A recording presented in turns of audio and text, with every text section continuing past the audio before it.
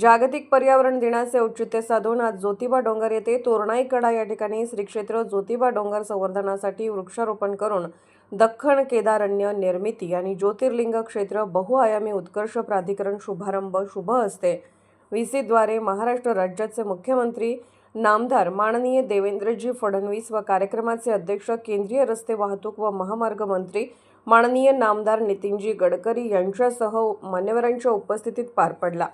माननीय आमदार विनयरावजी कोरे यांच्यासह इतर मान्यवरांच्या उपस्थितीत तोरणाई कडा या परिसरात वृक्षारोपण करण्यात आले।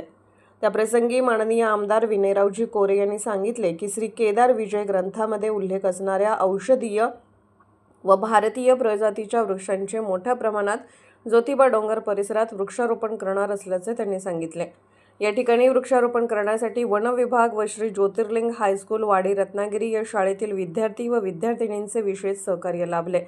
या कार्यक्रमासाठी पालकमंत्री माननीय प्रकाश आंबेडकर, वैद्यकीय शिक्षण मंत्री माननीय हसन मुश्रीफ, माननीय खासदार धैर्यशील माने, माननीय आमदार अशोकराव माने, माननीय जिल्हाधिकारी श्री अमोल येडगे, कोल्हापूर जिल्हा पोलीस अधीक्षक माननीय श्री योगेश कुमार गुप्ता यांच्यासह आदी मान्यवर, ग्रामस्थ, भाविक मोठ्या संख्येने उपस्थित होते।